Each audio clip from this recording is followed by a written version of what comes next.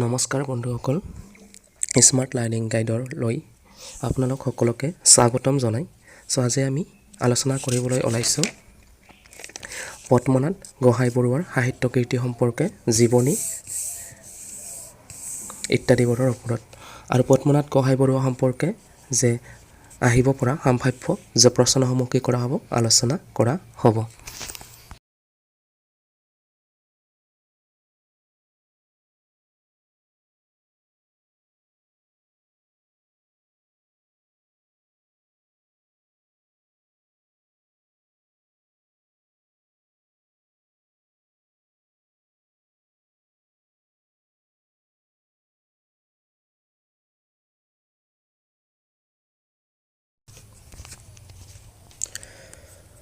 পদ্মনাথ গোহাঁইবৰুৱাই 1871 চনত উত্তৰ লখিমপুৰৰ নকাৰী গাঁৱত জন্মগ্ৰহণ কৰিছিল। আৰু উত্তৰ লখিমপুৰ আৰু শিৱসাগৰত স্কুলীয়া শিক্ষা লাভ কৰি তেওঁ 1890 চনত এণ্ট্ৰেন্স পৰীক্ষাত উত্তীৰ্ণ হয়। ইয়াৰ পাছত কলেজীয়া শিক্ষা গ্ৰহণৰ বাবে তেওঁ পদ্মনাথে কলিকতালৈ যায় যদিও FA পৰীক্ষাত উত্তীৰ্ণ হ'ব নোৱাৰি আকৌ উভতি আহে। যে অসমলৈ আহি তেওঁ পোনতে কহিমাৰ হাইস্কুলত, পিছত যোৰহাটৰ নৰ্মাল স্কুলত কিছুদিন আৰু পিছলৈ তেজপুৰৰ যে স্কুলত কি কৰে, শিক্ষকতা কৰে। কলিকতাত থকা অৱস্থাতে তেওঁ কি কৰিছিলে, অসমীয়া ভাষাৰ উন্নতি সাধিনী সভাৰ প্ৰধান উদ্যোক্তাসকলৰ ভিতৰত অন্যতম আছিলে।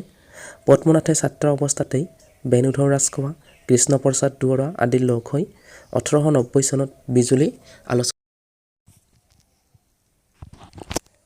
যে আমি ইতিমধ্যে গম পালোঁ যে 1890 চনত বিজুলী নামেৰে এখন মাহেকীয়া আলোচনী প্ৰকাশ পাইছিলে। আৰু এই বিজুলী আলোচনীখনৰ প্ৰথম বছৰৰ সম্পাদক আছিল কৃষ্ণপ্ৰসাদ দুৱৰা, আৰু দ্বিতীয় আৰু তৃতীয় বছৰৰ সম্পাদক আছিল পদ্মনাথ বৰুৱা। যে তেতিয়া পদ্মনাথ বৰুৱাৰ নামটো যে পদ্মনাথ গোহাঁইবৰুৱা হিচাপে উপাধি হিচাপে নাছিলে। যে এই আলোচনীখন তেওঁলোকে অশেষ কষ্ট কৰি মাত্ৰ 3 বছৰমান চলাবলৈহে কি হৈছিলে, সমৰ্থ হৈছিলে।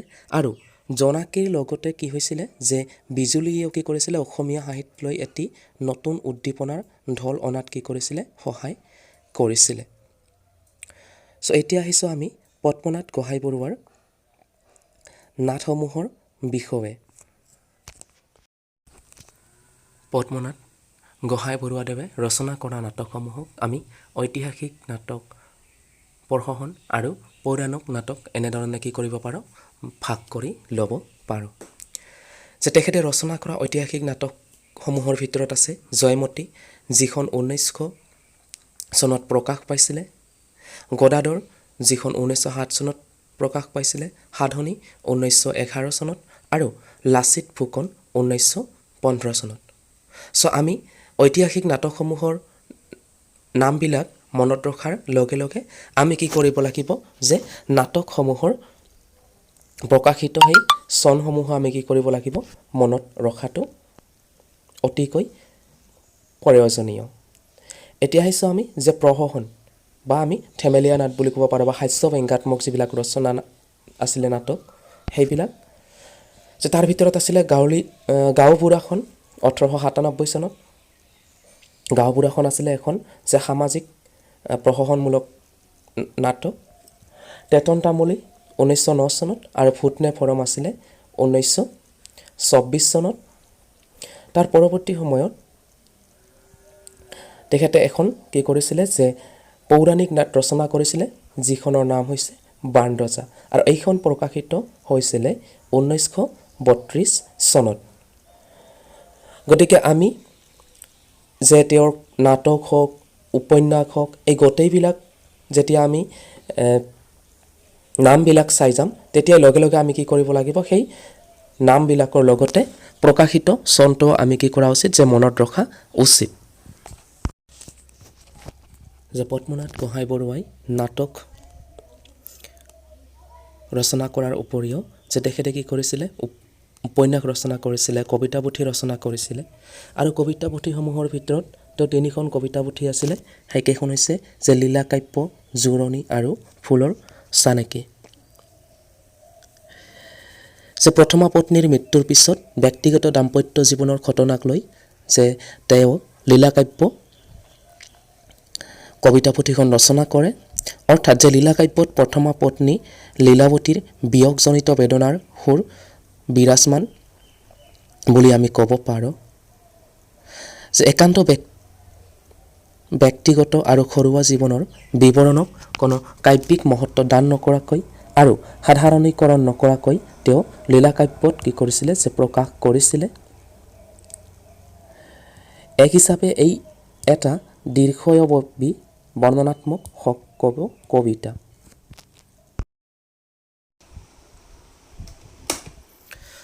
ইয়াৰ উপৰিও পদ্মনাথ গোহাঁইবৰুৱাই ৰচনা কৰা দুখন উপন্যাস আছিলে। এখন হৈছে ভানুমতী, যিখন 1991 চনত প্ৰকাশ পায়, আৰু লাহৰী 1992 চনত প্ৰকাশ পায়। যে পদ্মনাথ গোহাঁইবৰুৱাৰ আত্মজীৱনীখনৰ নাম আছিলে মোৰ সোঁৱৰণী, 1972 চনত। তেখেতৰ ধৰ্মমূলক গ্ৰন্থ আছিলে শ্ৰীকৃষ্ণ, 1930 চন।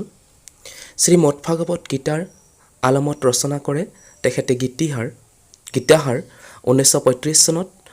অসমীয়া শিক্ষাৰ্থীসকলৰ পাঠ্যপুথিৰ অভাৱ দূৰ কৰিবলৈ ৰচনা কৰা পুথিসমূহ হ'ল নীতি শিক্ষা, আদি শিক্ষা, মহাৰাণী, অসম বুৰঞ্জী, হিন্দু বুৰঞ্জী, সাহিত্য সংগ্ৰহ 1890, জীৱনী সংগ্ৰহ 1915, বুৰঞ্জীবধ, ভূগোল, দৰ্পণ, দেশী কচৰৎ, শিক্ষাবিদ আদি কেইবাখনো মূল্যৱান গ্ৰন্থ লিখি থৈ গৈ অসমীয়া সাহিত্যৰ ভঁৰাল টনকিয়াল কৰি তুলিছে।